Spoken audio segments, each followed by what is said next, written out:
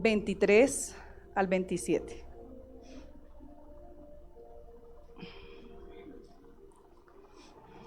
¿Estamos todos allí? Juan capítulo 4, versículo 23. Estamos en el ciclo de la adoración a Dios.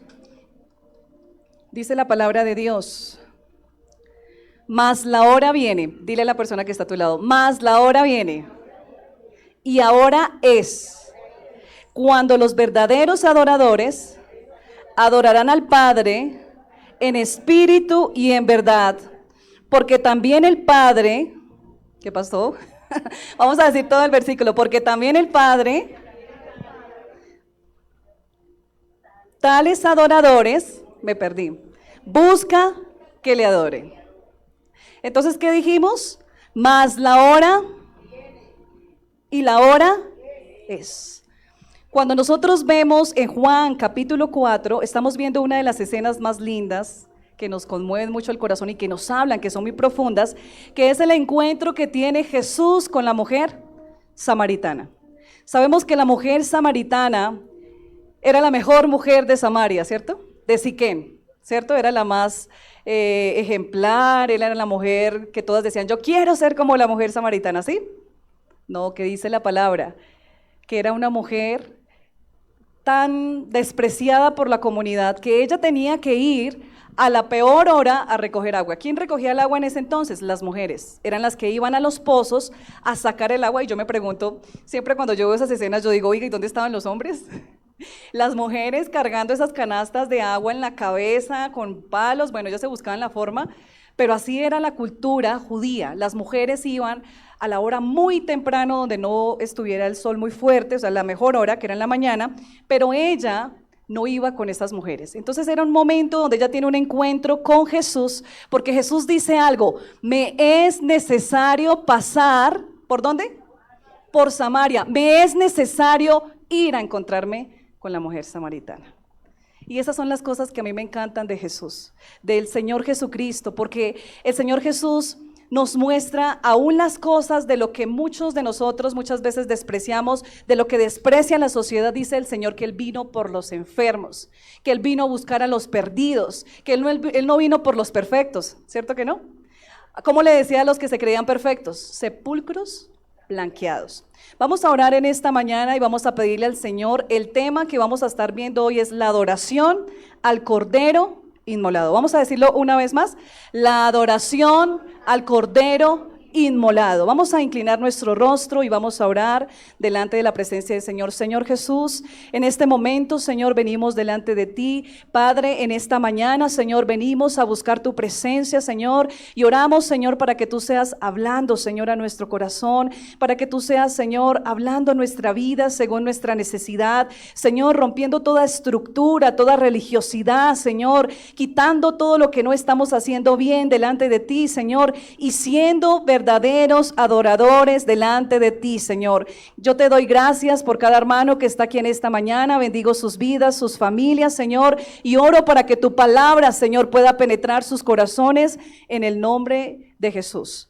Entonces, como les decía, vamos a seguir leyendo lo que dice el versículo 24. ¿Por qué, Señor? Porque dice que es hora de adorar, pero de la forma verdadera. Dice, versículo 24, Dios es espíritu, y los que adoran en espíritu y en verdad es necesario que adoren. ¿Usted es un verdadero adorador en esta mañana?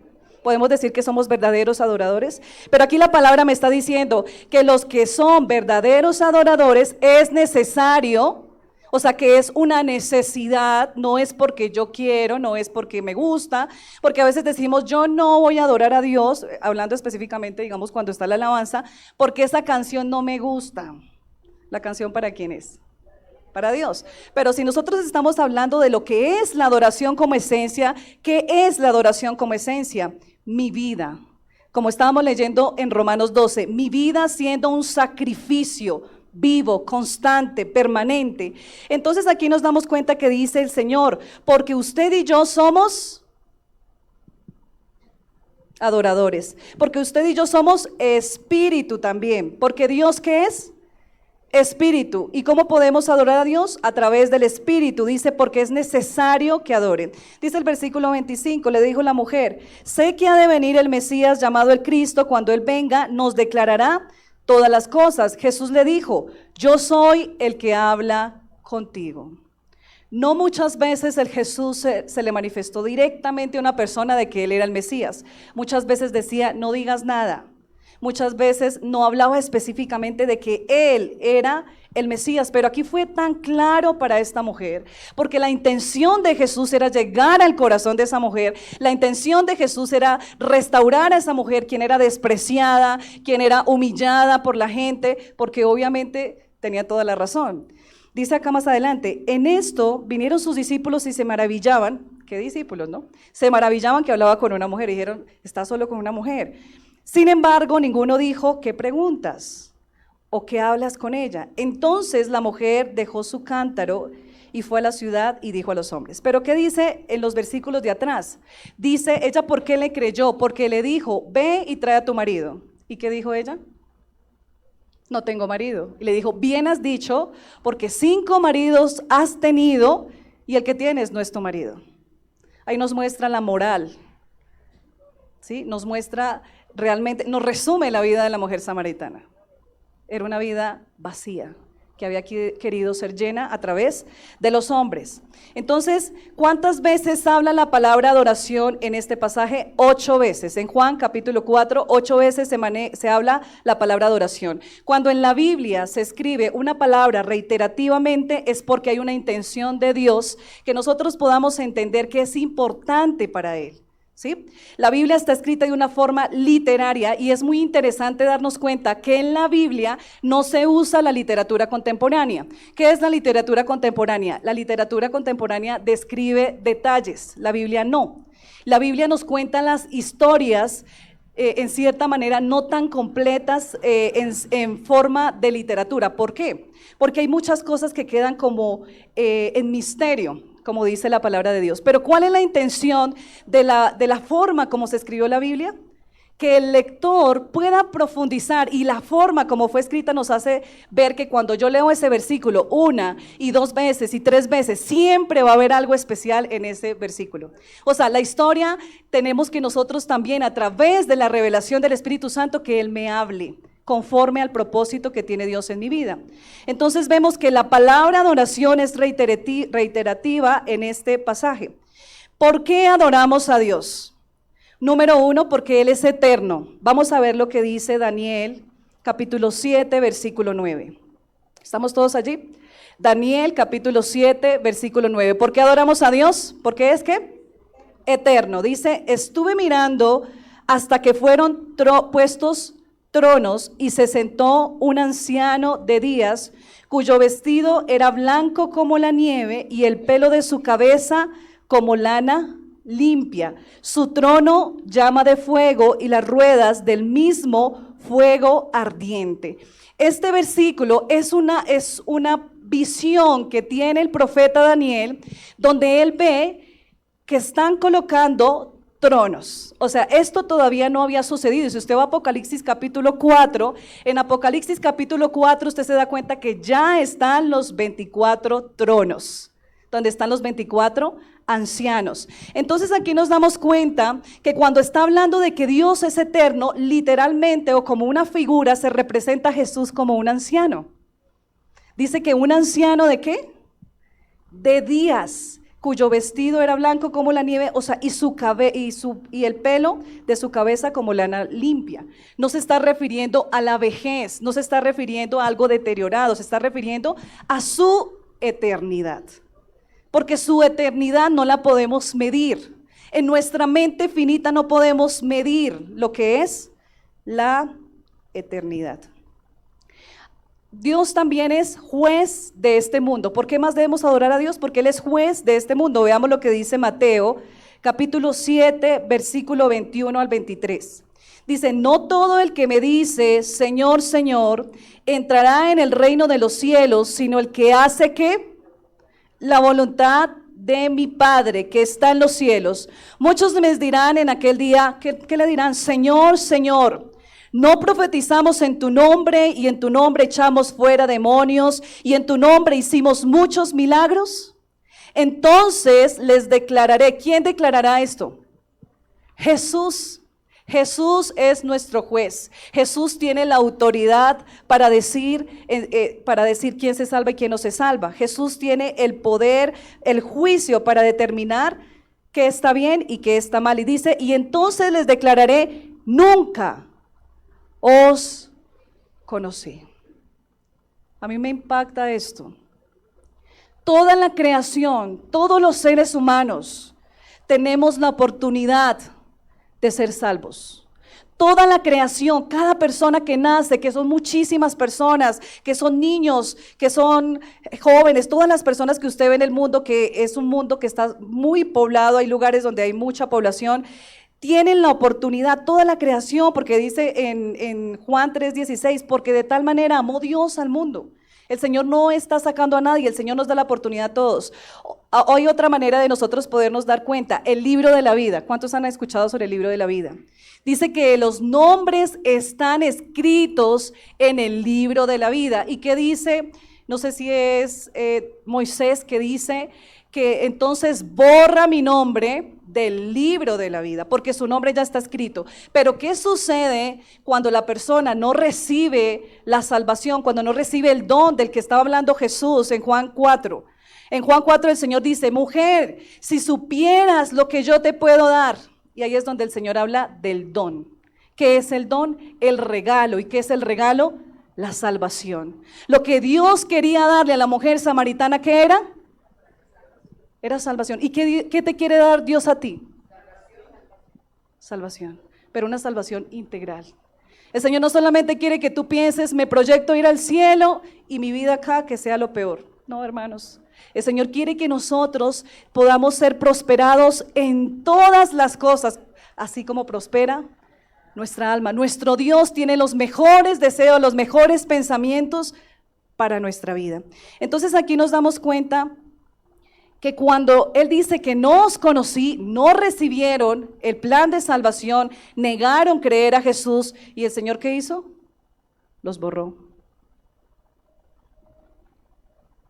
Los borró del libro de la vida. Cuán importante es cuando uno dice, no sé, de algo importante, un subsidio, que mi nombre esté ahí, que mi nombre esté, que esté en la lista, ¿no? Bueno, muchas veces, ay, que no, me sacaron del subsidio de desplazados. A veces pasa eso, ¿no? ¿Y qué anhela uno? Que el nombre de uno esté anotado ahí. Todos estamos anotados en el libro de la vida. Pero si nunca recibí, si nunca acepté lo que Jesús hizo, mi nombre va a ser borrado, lo dice la palabra de Dios. También lo adoramos porque Él es el yo soy, Mateo 8:58, también lo dice en Éxodo. Pero dice Mateo 8:58, Jesús les dijo, de cierto os digo, antes que Abraham fuese, yo soy, dice el Señor Jesucristo. ¿Por qué también podemos verlo? ¿Por qué también debemos adorarlo? Para que anotemos, hermanos. Tengo muchas otras cosas acá. Porque Él perdona los pecados, porque es el Hijo del hombre, porque es el pan de vida, porque es agua de vida eterna, porque es creador, porque es sanador, porque es trascendente por su eternidad, porque es omnipotente por su sabiduría, por su fidelidad, por su amor. Usted no se cansa de decir por qué debemos adorar al Señor. Démosle un fuerte aplauso al Señor en esta mañana, porque debemos adorarlo a Él. A Él debemos adorarlo. Mira lo que dice Job, capítulo 11, versículos 7 y 8. Job 11. Me impactaba este versículo. Dice la palabra, ¿descubrirás tú las profundidades de Dios? ¿Alcanzarás el límite de la perfección del Todopoderoso? Esto lo está preguntando allí. ¿Es más alta que los cielos? ¿Qué harás? Es más profunda que el Seol. ¿Cómo la conocerás? Tan grande, tan alto, tan profundo es nuestro Dios. Por eso nosotros debemos saber que la palabra me describe quién es Dios. Vamos a ver y vamos a estar estudiando un poco, porque quise resumir un poco, porque no quise ahondar en esto, porque quiero entrar en Apocalipsis, lo que sucede en la adoración en Apocalipsis. El Dios descrito en Apocalipsis es el Dios descrito en el Nuevo y en el Antiguo Testamento. Es el mismo ayer, hoy y siempre. Lo que cambia es la humanidad, lo que cambia somos nosotros y la relación que Dios tiene con ella. Un padre no puede tener la misma relación con un hijo de 2 años y con otro de 20 años, esto lo sabemos, ¿cierto? Y la relación que nosotros tenemos con nuestros hijos, digamos, si es niña, si es niño, si es hombre o mujer, o dependiendo de las edades, no es igual. O sea, la relación que usted tiene con sus hijos siempre va a ser diferente, ¿cierto? De la misma forma opera el Señor. Debe adaptarse a su hijo si desea que éste le entienda y poder, ¿qué? Guiarle. Esto es sabio, esto es realmente lo que el Señor nos enseña. Entonces, eso mismo hace Dios. En el Antiguo Testamento, la humanidad es un niño de 2 años y en el Nuevo Testamento es un chico de 20 años. Ese es un ejemplo que me gustó. El lenguaje es diferente. El Antiguo Testamento fue escrito, eso no tiene mucha relevancia, pero sí en su estudio, o si nosotros empezamos a estudiar esto, el Antiguo Testamento fue escrito ¿en qué idioma? Arameo, pero ¿cuál fue el principal? Hebreo. ¿Y el Nuevo Testamento? Griego. Eso es importante que lo aprendamos.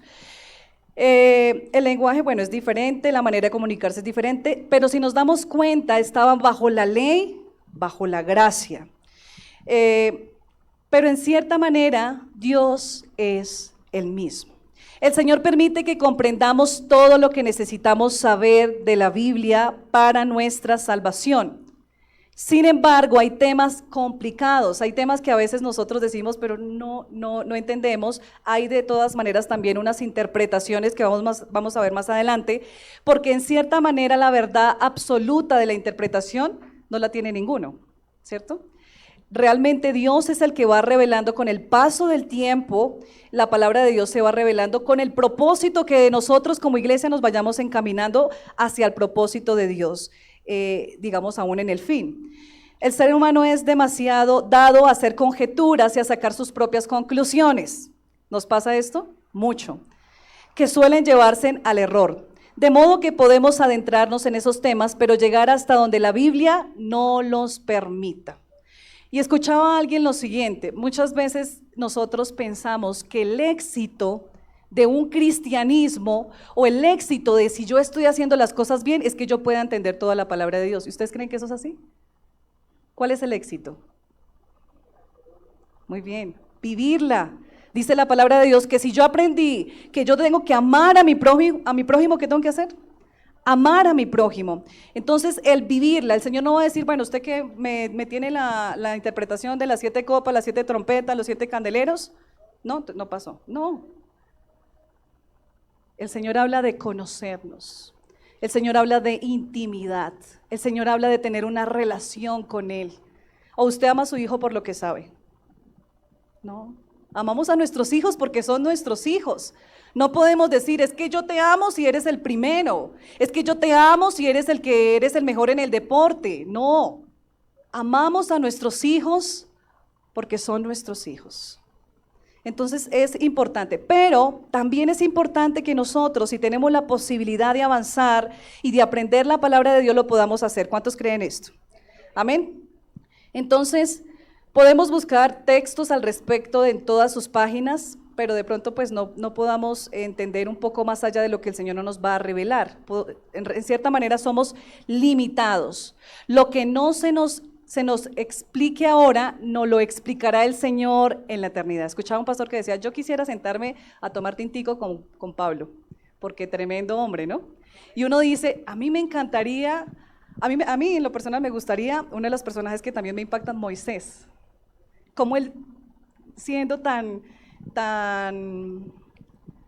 Sí, pero el sentirse como tan imperfecto, siendo tartamudo, todo lo que el Señor lo llevó, el momento cuando él estaba allí en la montaña, teniendo esa relación con el Señor, yo digo impresionante, cuando su rostro empezó a brillar, yo decía, ¿cómo fue su experiencia? A mí me impactaba muchísimo la vida de Moisés. Entonces, el Señor nos explicará lo que nosotros no podamos entender, pero hay cosas que la palabra dice, oigan, escuchen, entiendan, y hoy el Señor nos quiere abrir nuestra mente de por qué debemos adorar al Cordero inmolado. Entonces, la palabra de Dios en Apocalipsis nos habla, Apocalipsis 4 nos habla de 7 espíritus de Dios. ¿Se habían escuchado eso? Vamos a ver lo que dice Apocalipsis 4.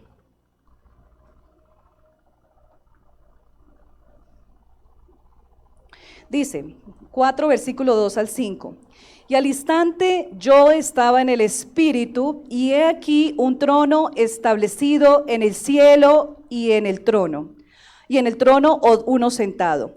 Y el aspecto del que estaba sentado era semejante a piedra de jaspe de cornalina, y había alrededor del trono un arco iris semejante en aspecto a la esmeralda. Y alrededor del trono había ¿qué? 24 ancianos, 24 tronos, y vi sentados en los tronos ¿a quiénes? A 24 ancianos vestidos de ropas blancas y con coronas de oro en sus cabezas. Y del trono salían relámpagos y truenos y voces, y delante del trono ardían 7 lámparas de fuego, las cuales son los 7 espíritus de Dios. Entonces, cuando nosotros vemos en Apocalipsis 4, estamos viendo que Juan, dice la palabra que Juan, al parecer, y todo lo que se ha estudiado, al parecer es Juan, el discípulo amado de Jesús. Fue llevado al cielo para poder dar un mensaje a las 7 iglesias que estaban en ese momento en Asia, pero también fue llevado al cielo para que pudiera ver y contarnos parte de lo que hay en el Señor. Amén. Parte de donde vive Dios. Y dice la palabra que él estaba en el Espíritu, y me llama la atención que estaba en el Espíritu con E mayúscula. O sea que él se unió, o sea, aparte de que estaba en el Espíritu, unido con el Espíritu, no dice que estaba en su Espíritu, sino fue llevado por el Espíritu Santo a ese lugar. Entonces, cuando hablamos de los 7 espíritus, cuando habla específicamente de los 7 espíritus, está hablando de el espíritu de sabiduría, espíritu de inteligencia, espíritu de consejo, espíritu de poder, espíritu de conocimiento y espíritu de temor de Dios. Son los 7 espíritus de Dios. ¿Estamos aprendiendo hoy?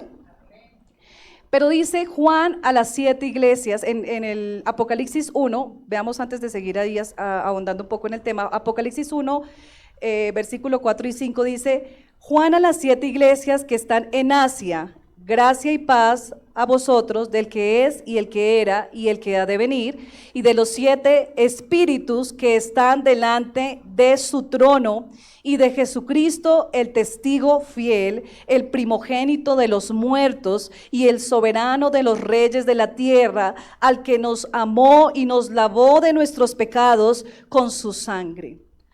La anotación que hace en Apocalipsis capítulo 1, y yo oro para que en este momento el Señor pueda abrir nuestro entendimiento, es la gloria y el poder que se le da al Señor Jesucristo en Apocalipsis.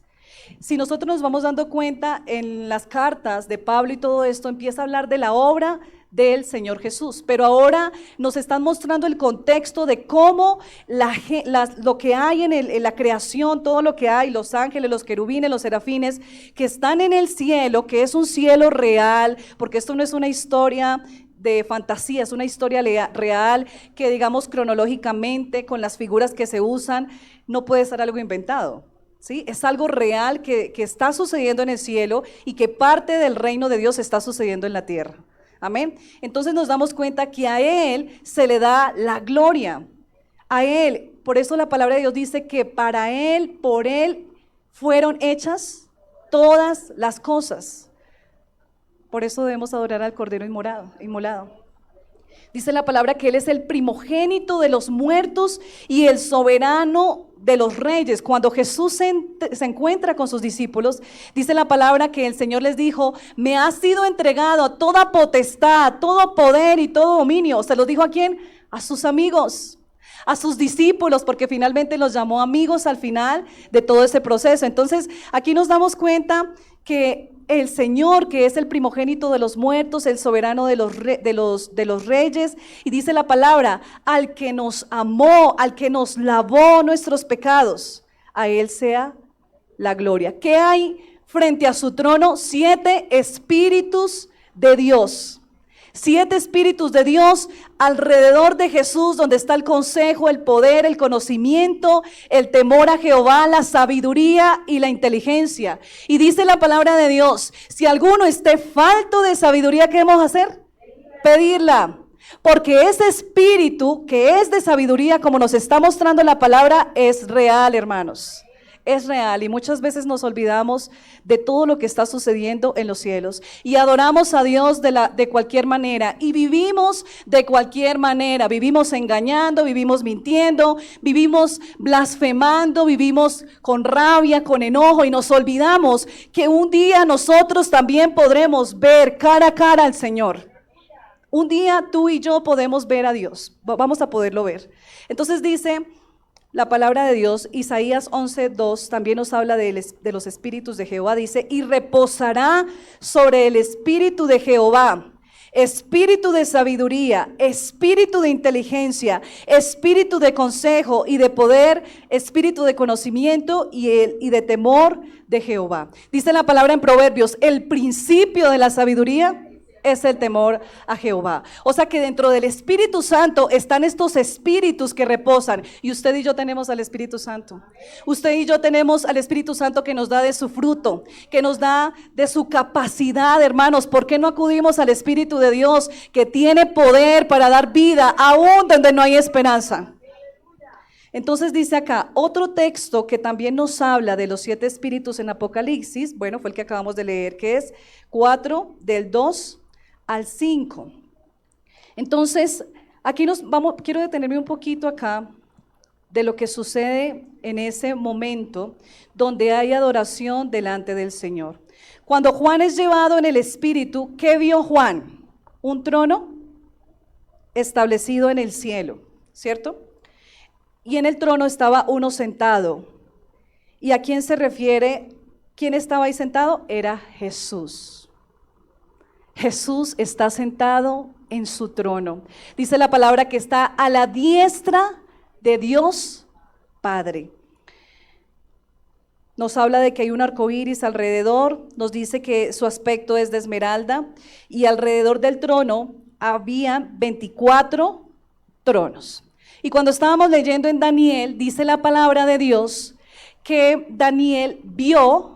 O sea, mire cómo se conecta un profeta que fueron más de 2000 años atrás, que es una profecía que se cumple en Apocalipsis, que se está cumpliendo en Apocalipsis, y nos damos cuenta que se conecta porque aquí, si usted se fija, hasta ahora estaban colocando los tronos, estaba viendo la preparación del trono, pero aquí nosotros estamos siendo testigos de que ya estaban los 24 tronos y estaban los 24 ancianos vestidos de ropas blancas. A ver, de esto hay unas interpretaciones. Una de ellas es que dentro de esos 24 están los 12 discípulos y las 12 tribus. Esa es una interpretación. Pero a medida de que va avanzando y de que el Señor va revelando, no puedo decir, es que se está definitivamente, pero de acuerdo al estudio que se ha hecho en Apocalipsis, no es así, sino al parecer han muchos confirmado, y la interpretación que se ha dado hasta el momento es que es la iglesia. ¿Por qué? Porque dice que de esos 24 ancianos tienen ropas blancas. Ahí habla que todavía no ha sido redimido Israel, y es que esto ya está sucediendo en el cielo. Esto ya está sucediendo, la adoración, que le dicen al Señor, santo, santo eres poderoso, que le alaban, que dice que de día y de noche, porque aquí está diciéndonos algo interesante. Aparte de sus vestiduras, tienen coronas de oro en sus cabezas, y la Biblia habla de que nosotros nos han entregado coronas. ¿Cuál es nuestra corona? La corona de salvación. Usted y yo tenemos coronas. Pero también la Biblia nos habla de la recompensa, porque Dios nos habla de que nos va a dar piedras a nuestras coronas de acuerdo a su trabajo en la tierra, de acuerdo a su obra, de acuerdo a su enseñanza, de acuerdo a cómo usted comparte la palabra con otros, de acuerdo al servicio. Entonces aquí dice que las coronas son de la iglesia, de las personas que están allí, y del trono salían relámpagos y truenos y voces. Delante de su trono ardían 7 lámparas, los cuales eran los 7 espíritus. Después dice, y miré y vi que en medio del trono y de los 4 seres vivientes y en medio de los ancianos estaba en pie un cordero inmolado, que tenía 7 cuernos y 7 ojos, los cuales son los 7 espíritus de Dios enviados por toda la tierra. Hermanos, tenemos al espíritu de sabiduría con nosotros, al espíritu de conocimiento. O sea, es que, hay como dicen, ¿qué más le podemos pedir a la vida? El Señor ha sido tan bueno. Dice que ha sido repartido por toda la tierra. Y tomó el libro de la mano derecha del que estaba sentado en el trono. Pero sigamos leyendo lo que sigue diciendo.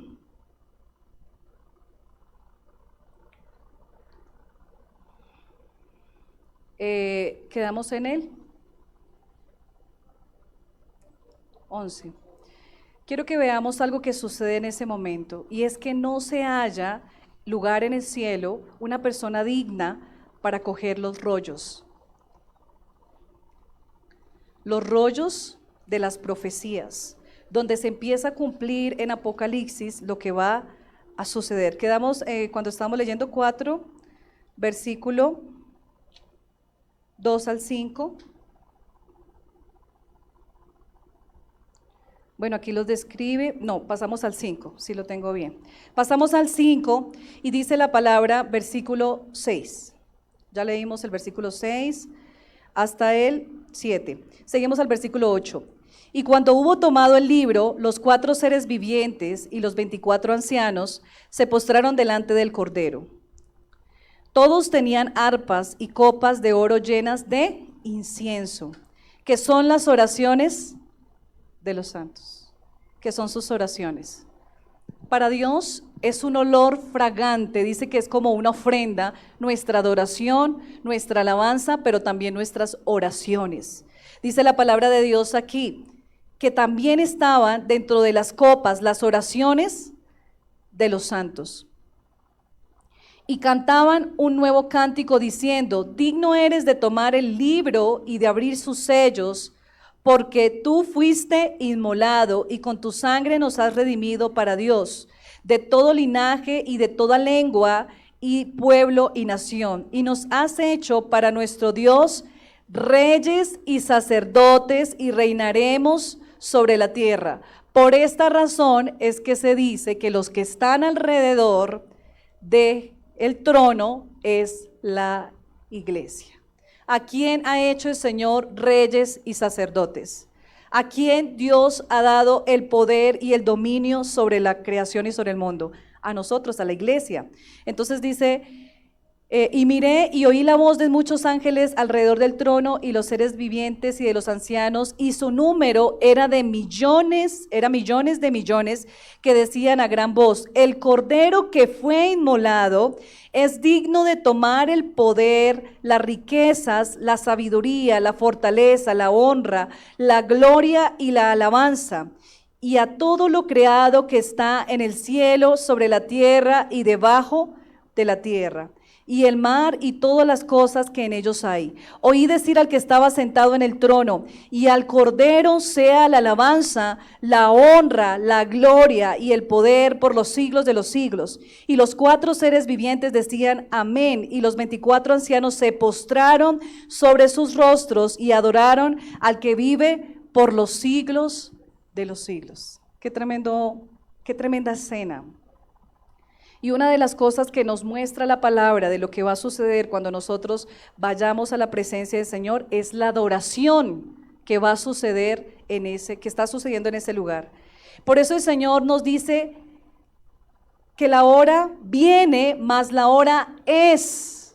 O sea, el Señor nos está hablando de que la adoración no es una adoración superficial, sino que es una adoración profunda. Vemos un acto de adoración de los 24 ancianos y es que se postran delante del Señor, dejan sus coronas, se postran olvidándose del poder, de la autoridad y entendiendo que el Señor es mayor, que el poder que tiene el Señor es mayor y es el que me puede ayudar, hermanos.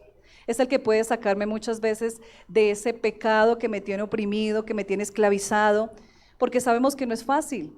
No es fácil la vida cristiana, pero en Cristo todo lo podemos.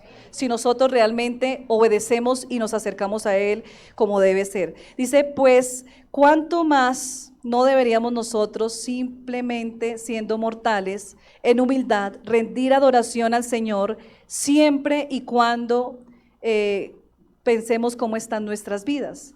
Adorar al Señor es, entre otras cosas, una señal de nuestro reconocimiento de su completo señorío y majestad.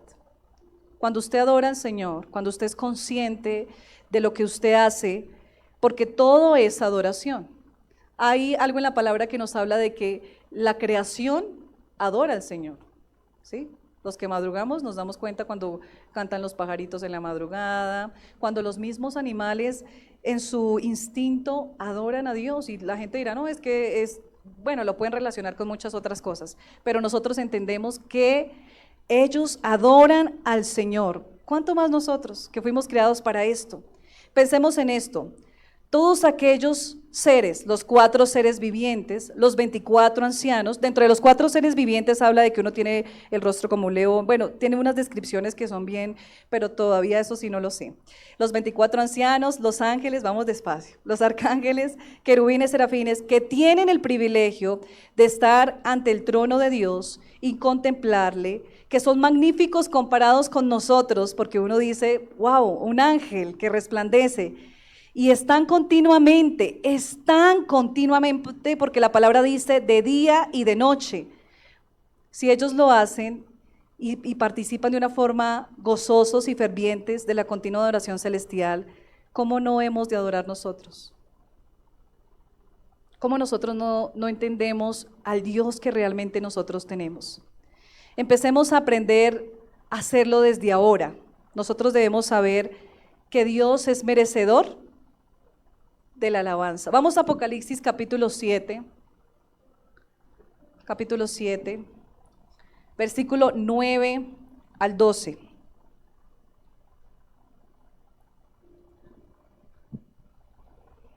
Dice la palabra, después de esto miré y he aquí una gran multitud, la cual nadie podía contar, de todas naciones y tribus y pueblos y lenguas que están delante del trono y en la presencia del Cordero, vestidos de ropas blancas y con palmas en las manos, y clamaban a gran voz diciendo, la salvación pertenece a nuestro Dios que está sentado en el trono y al Cordero.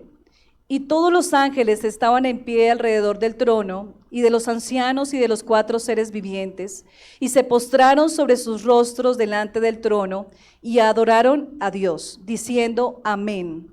La bendición y la gloria y la sabiduría y la acción de gracias, y la honra y el poder y la fortaleza, sean a nuestro Dios por los siglos de los siglos. ¿Cuántas veces está la palabra adoración en Apocalipsis? 24 veces. Está la palabra adoración en Apocalipsis.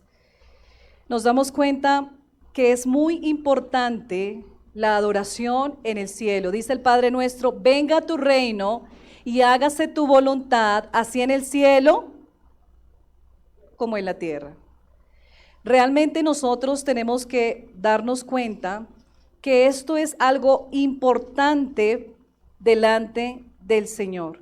Y cuando nosotros, porque quiero ahondar un poquito en esta parte, no sé cuánto tiempo me queda. Tenemos que andar un poquito en la parte de cómo es mi vida en adoración. ¿Cómo es mi vida? Ya vimos que en el cielo se adora, de día y de noche. Ahora, quiero que veamos un poquito ¿qué sucede con nosotros? ¿Qué sucede con nosotros? Vamos a Romanos 12, porque dice la palabra de Dios en Romanos 12, versículo 1. Versículo 1, Romanos 12, 1 dice: así que, hermanos, os ruego por las misericordias de Dios, que presentéis vuestros cuerpos en sacrificio vivo, santo, agradable a Dios, que es vuestro culto racional. Dice el versículo 2: no os conforméis a este siglo, sino transformaos por medio de la renovación de vuestro entendimiento, para que comprobéis cuál sea la buena voluntad de Dios, que es agradable y perfecta. Aquí nos están diciendo algo importante y es lo siguiente. Dice: así que, hermanos, os ruego. Aquí Pablo nos está diciendo, estaba diciendo a la iglesia de Roma. La iglesia de Roma era una iglesia donde tenía mucho ataque espiritual, porque sucedía algo en Roma, y es que en Roma había una perversidad en la sociedad, ¿sí? Si nosotros nos miramos en este tiempo, ¿cómo está el mundo? Hay una perversidad, hay una inmoralidad sexual, y muchas veces en la iglesia se ha metido todos estos pecados que son como que se adhieren a las personas, que no los quiere dejar libres, porque realmente el pecado es así. El pecado es algo que totalmente nos aleja, que es estorbo cuando nosotros vamos a adorar a Dios. Y estábamos viendo precisamente ayer en el ayuno uno de los estorbos que nosotros tenemos como seres humanos en cuanto a la oración. ¿Cuáles creen que son? Los estudiosos, a ver. Una de las cosas que nosotros muchas veces, hay uno principal y muy claro, que habla en Pedro. ¿Qué dice? La relación entre esposos. Muchas veces la relación entre esposos, porque le dice al hombre, no sea que sea estorbo para la oración. Y aquí nos estamos dando cuenta que en Roma estaba sucediendo algo, y era que allí hacían orgías sexuales, ¿sí? Allí sacrificaban animales a los dioses paganos, y la gente de la iglesia iba y comía esa carne sacrificada a dioses paganos. Se estaban contaminando de lo que estaba sucediendo en su entorno. Y por eso Pablo es muy enfático, pero él es muy sutil al decir las palabras y muy profundo, porque les dice: hermanos, os ruego por las misericordias de Dios. Hoy vengo a rogarles y a decirles que tengan en cuenta la misericordia de Dios, porque si fuera por el juicio de Dios, ya todos estaríamos consumidos. Imagínense, en los templos las personas iban y tenían relaciones sexuales. Ya existía, obviamente la homosexualidad ha existido mucho, y sucedía eso, orgías, el desorden, la suciedad que había en Roma en esa época era algo tremendo. Ahora vamos a nuestro contexto. ¿Qué nos ofrece nuestro entorno? ¿Qué nos está ofreciendo el mundo a nosotros? Usted póngase en la posición, en el rol que usted está, como hijo, como esposo y como esposa, como padre. ¿Qué le está ofreciendo el mundo a usted en este tiempo? ¿Qué es lo que está impidiendo que yo realmente pueda permitir que lo que está sucediendo en el cielo se haga real en mi vida? Porque cuando el Señor dice, hágase tu voluntad, así en el cielo como en la tierra, es en todos los sentidos, es en la adoración, es en la comunión, es en el reino, en lo que el reino de Dios ha querido establecer en nosotros, porque nosotros ya no somos del reino de la oscuridad, hemos sido pasados de la oscuridad a la luz, hemos sido quitados de la muerte a la vida. Dice la palabra de Dios que los que no han recibido a Jesús, los que no han recibido ese regalo precioso, están muertos. Aquí no dice están medio muertos, no, están muertos. O estás muerto o estás vivo, o eres salvo o eres condenado desde ya, dice la palabra de Dios. Entonces muchas veces tenemos confrontación en nosotros y sabemos que no es fácil. Pablo nos habla de esto específicamente. Pablo nos habla de que muchas veces nosotros vamos en una carrera y vamos avanzando, pero muchas veces caemos en esa carrera a lo profundo, que pensamos que no podemos salir. Porque he escuchado a personas que dicen, es muy difícil volver a empezar. Y yo sé que es así. Es muy difícil. Dice la palabra, mira dónde has caído. Mira cómo está realmente tu vida, qué es lo que realmente estamos nosotros haciendo. ¿Podemos conectarnos con la adoración de Dios? ¿Podemos nosotros ir realmente a nuestro lugar secreto y decirle, Señor, aquí estoy, mira mi imperfección? ¿O realmente no lo hacemos? ¿O realmente estamos alejados de la presencia de Dios? Entonces Pablo les dice, les ruego por las misericordias de Dios que presenten vuestros cuerpos en sacrificio vivo. Aquí está hablando también de su alma, de sus sentimientos, de lo que usted anhela, porque el enemigo es muy astuto para enredarnos, el enemigo es muy astuto para poder destruir nuestro hogar, el enemigo es muy astuto para poder destruir nuestros hijos, para poder destruir la comunión que tenemos en nuestra casa, la paz.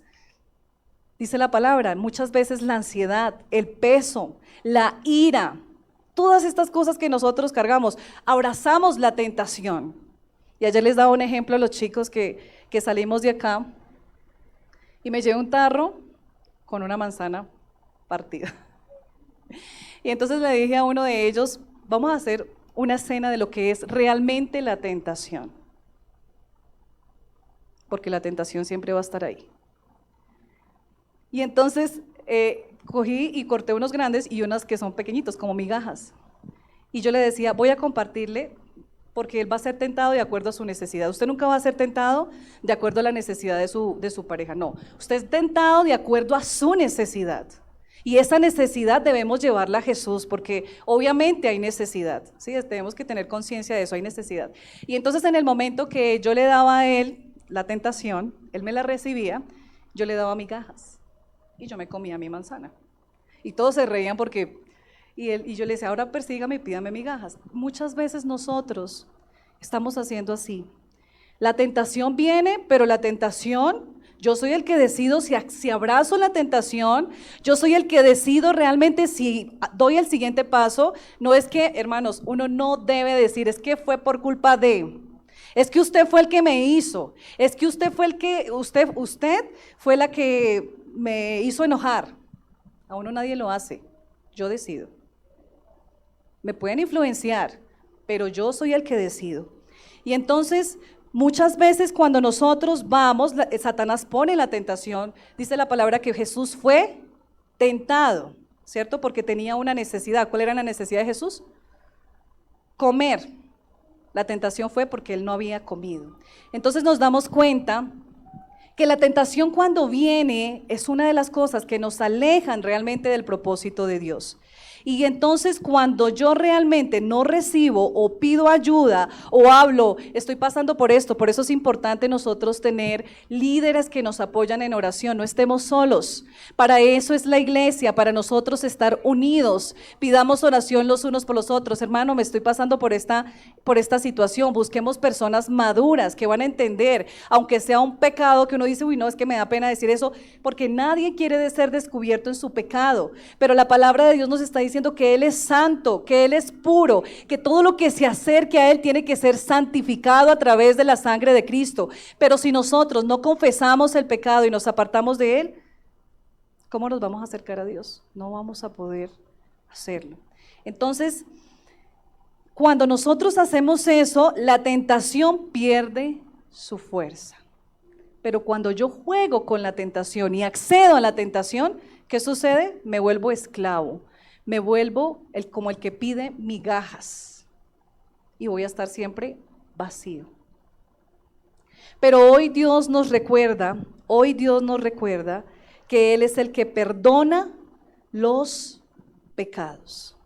Hoy la invitación en este momento es para que nosotros entendamos que cuando Jesús era el Cordero inmolado que estaba en medio de los 4 seres vivientes, de los 24 ancianos, hay una parte en Apocalipsis en el capítulo 4 que no lo leí, donde dice Juan, dice que él se entristeció porque no había quien abriera el rollo, pero un momento se escucha una voz que dice, el león de Judá tiene el poder para abrir el rollo. Y cuando él mira al león de Judá, no mira un león.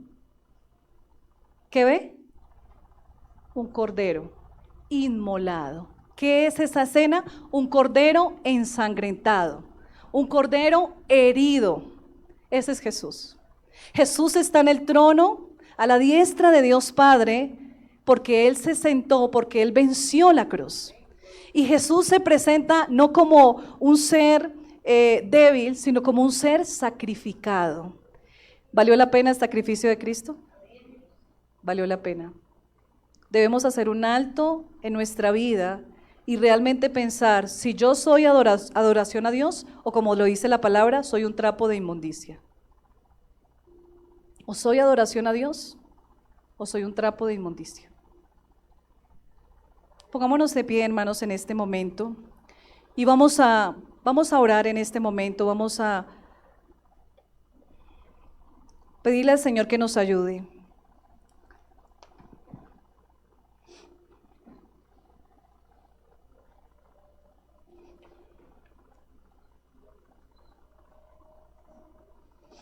Vamos a pedirle al Señor, mientras usted inclina allí su rostro, empecemos a orar.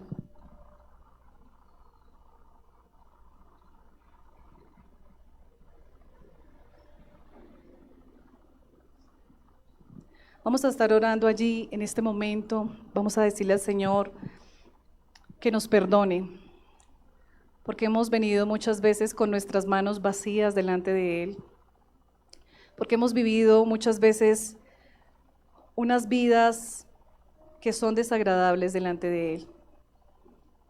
Nosotros somos santificados y justificados por Jesús, pero el anhelo de mi corazón siempre debe ser parecerme más a Él.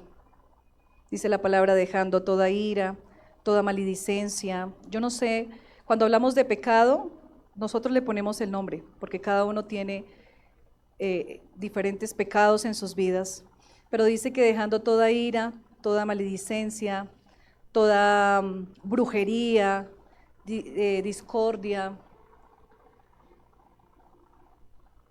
Vamos a estar allí orando. Padre, en este momento, Señor, venimos delante de ti, Señor, porque reconocemos, Señor, nuestra condición, reconocemos, Señor, nuestra vida, Señor, delante de ti.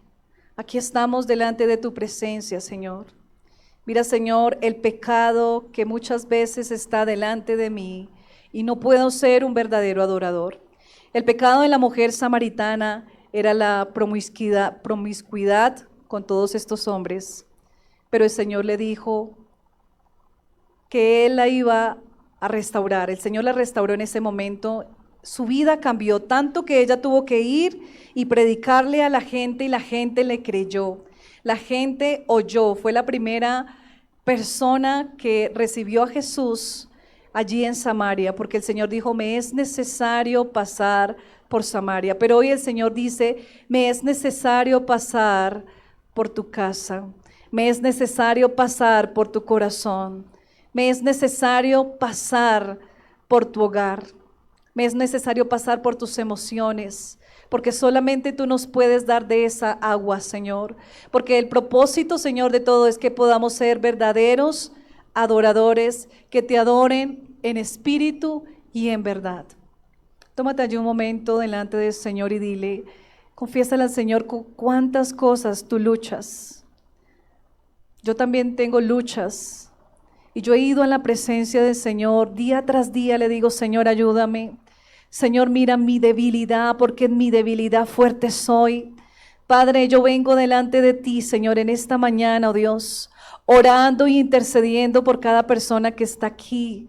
Padre, que podamos crecer, que podamos avanzar, Señor, que podamos, Señor, seguir adelante de tu presencia, Señor, pero